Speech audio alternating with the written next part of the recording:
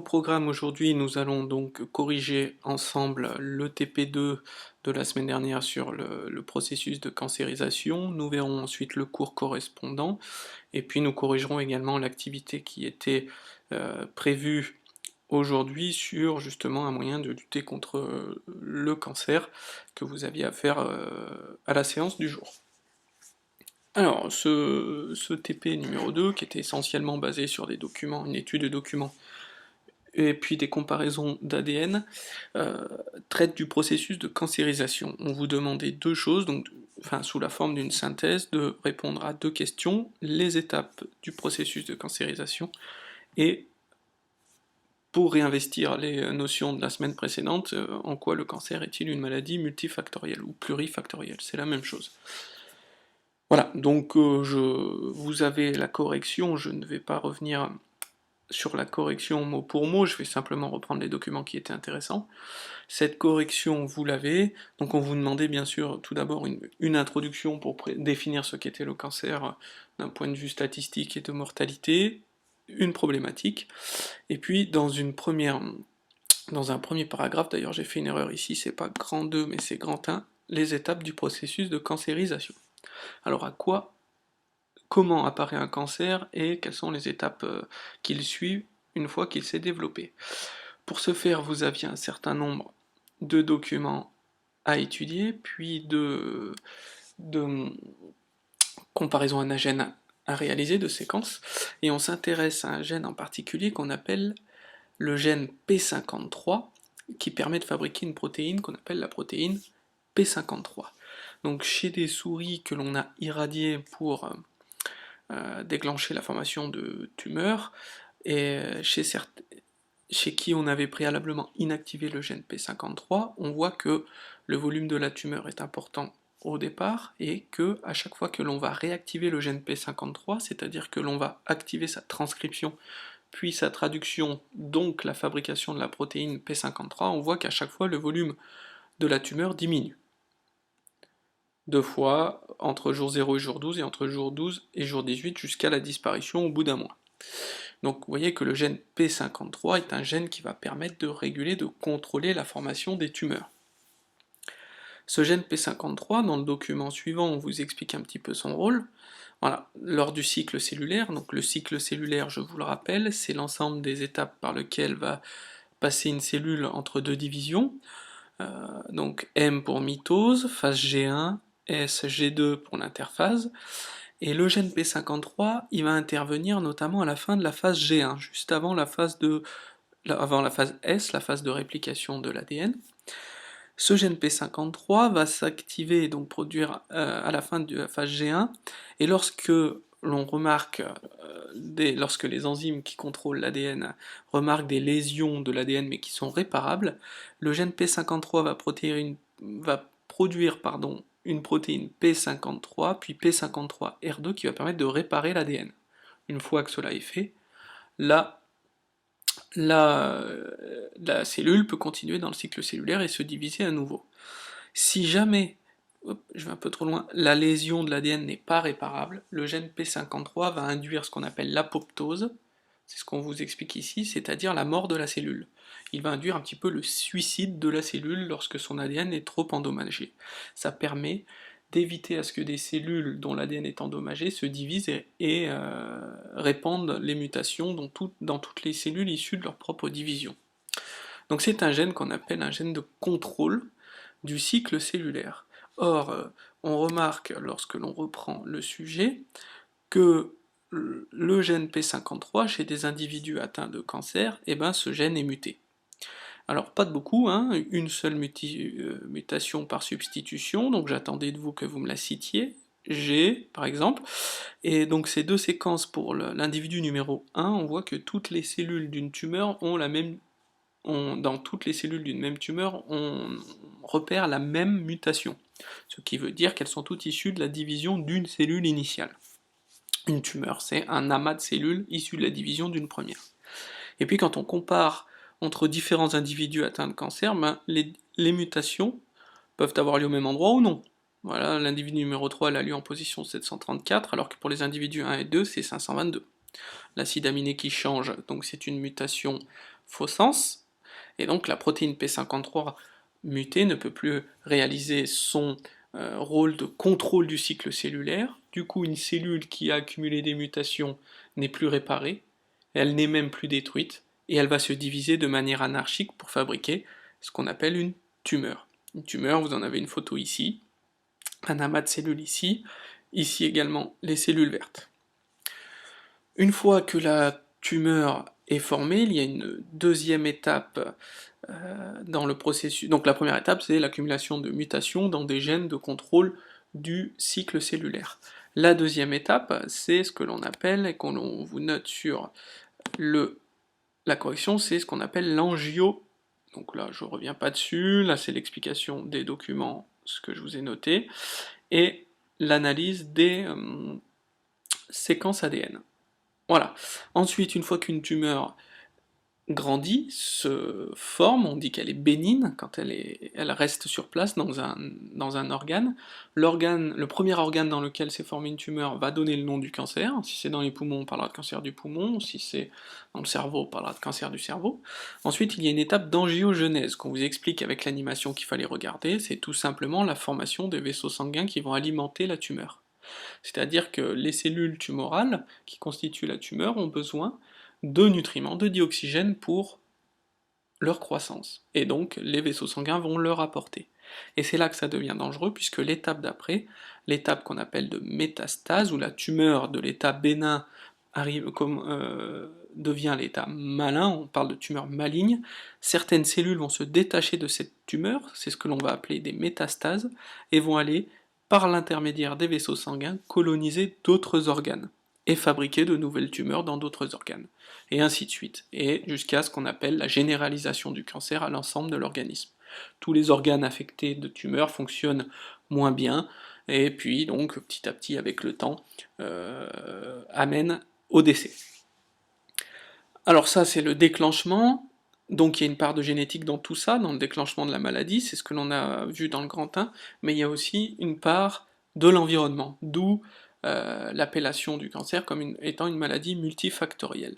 Cette part de l'environnement, vous étiez, donc je ne vais pas revenir dans le détail, ça c'est relativement facile à voir, je reviens simplement sur les documents. Voilà, hein, par exemple, la consommation moyenne de cigarettes par jour et le taux de mortalité par cancer est totalement en corrélation, d'accord? Et plus la consommation de cigarettes est importante, plus le risque relatif, hein, chose que vous avez calculé en début de chapitre, est important. Donc 10, ça veut dire qu'on a 10% de chance de plus qu'un individu qui ne fume pas de développer un cancer lorsque l'on fume entre 1 et 10 cigarettes par jour. Et donc bien évidemment ça augmente, plus on augmente le nombre. Ici vous avez une liste de constituants cancérigènes que l'on trouve dans les cigarettes.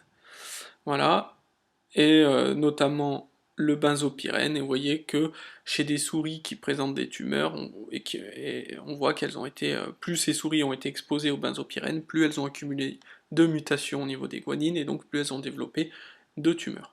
Donc là aussi on voit le lien direct entre l'environnement, l'hygiène de vie et le développement de cancer.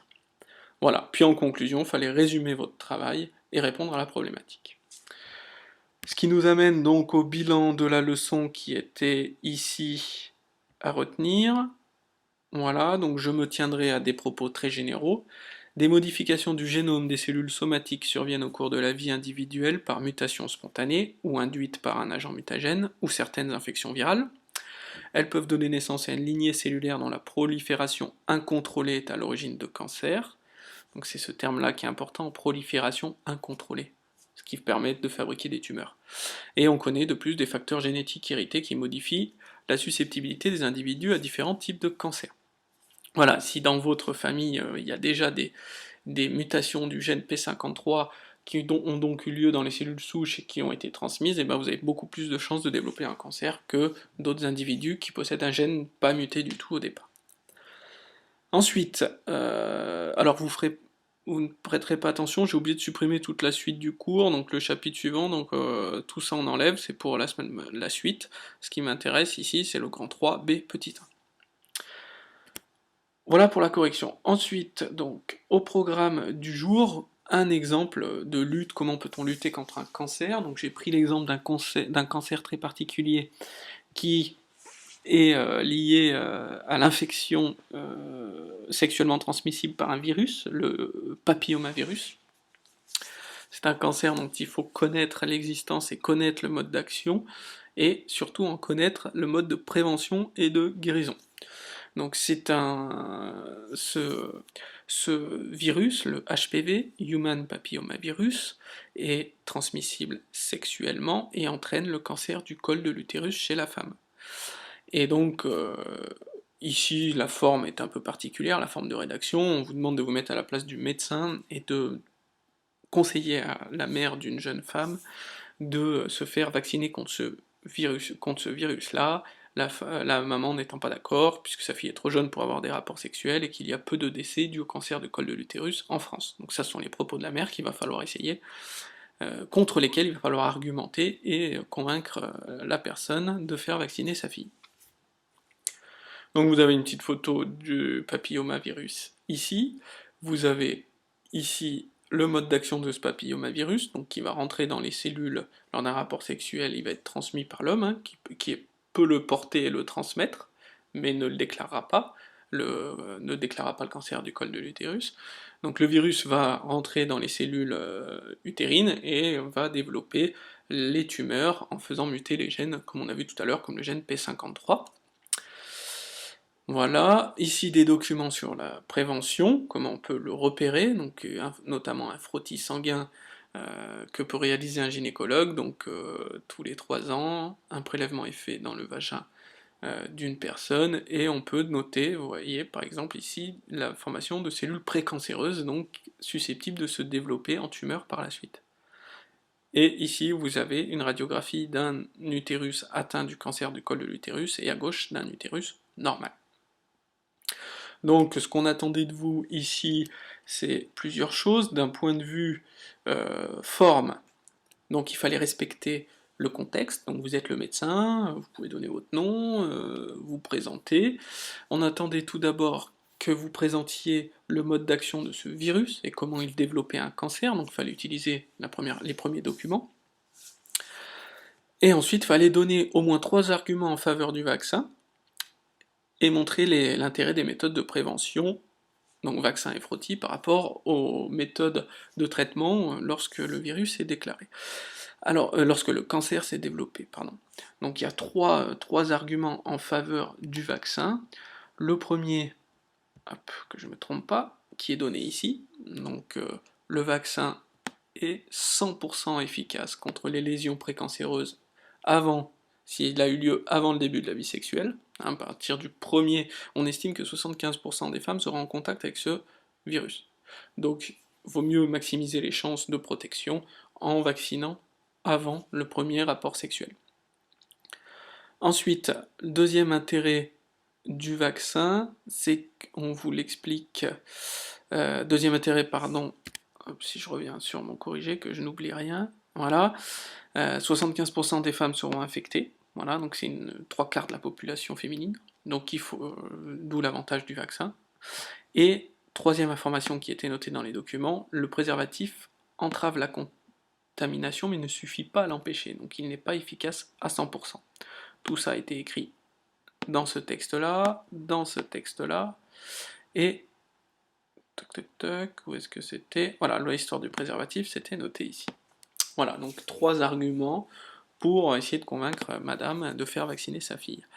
Autres arguments, c'est que les moyens de prévention sont ultra importants. En faisant un contrôle tous les 3 ans, on peut détecter le cancer très tôt et donc pouvoir le traiter facilement. Pourquoi? Parce que lorsque l'on a un cancer, un des moyens de le combattre, c'est l'ablation de la tumeur, ou donc c'est-à-dire d'une partie de l'utérus ou de la totalité de l'utérus, ce qu'on appelle l'hystérectomie. Bien sûr, vous avez vu le fonctionnement des appareils génitaux l'an passé en seconde, sans utérus, il n'y a plus de reproduction possible. D'accord? Donc une stérilité définitive de la femme. Ensuite, si on n'enlève pas l'utérus, on peut faire un traitement par chimiothérapie ou par radiothérapie. D'accord? Donc radiothérapie par l'intermédiaire de rayons X que l'on va envoyer en direction de la tumeur détruire les cellules tumorales, ou par un traitement chimique, donc par l'intermédiaire des vaisseaux sanguins qui alimentent la tumeur, on va envoyer des molécules chimiques qui vont détruire les cellules en division. Et comme toutes nos cellules se divisent, ça va tuer aussi les cellules qui se divisent beaucoup, d'où la perte des cheveux par exemple. Et ces traitements, ce qui est difficile, c'est qu'ils ont des effets secondaires très importants et très désagréables, comme la nausée, fatigue, perte de cheveux, altération de la fertilité, et on n'élimine pas forcément toutes les cellules cancéreuses. Donc tout ça, en résumé, donc les arguments en faveur du virus, et l'intérêt de la prévention, c'est que on évite, si on le sait suffisamment tôt, des traitements très lourds, très douloureux, et avec des effets secondaires très gênants et très graves. Donc voilà ce qu'il fallait, un moyen de lutter contre un virus, contre un cancer, pardon. Alors c'est un des seuls cancers liés à un virus, les autres sont liés à des mutations, comme on l'a vu dans le TP précédent. Et donc au niveau de la leçon, tac, alors si je reprends, donc au niveau de la leçon, j'ai pas noté grand chose. Si je reprends le dossier, voilà le bilan que je vous ai demandé, donc je vais fermer tout ce dont j'avais besoin, hop, hop, hop, voilà. Donc au niveau du bilan, je resterai là-dessus, d'une manière très générale. La connaissance des causes d'apparition d'un type de cancer permet d'envisager des mesures de protection, donc évitement des agents mutagènes, comme la cigarette ou le soleil pour le cancer de la peau, surveillance régulière en fonction de l'âge, vaccination, et des traitements, médicaments, thérapies géniques et de guérison. Voilà. Au niveau du bilan, je m'arrêterai ici. Merci beaucoup.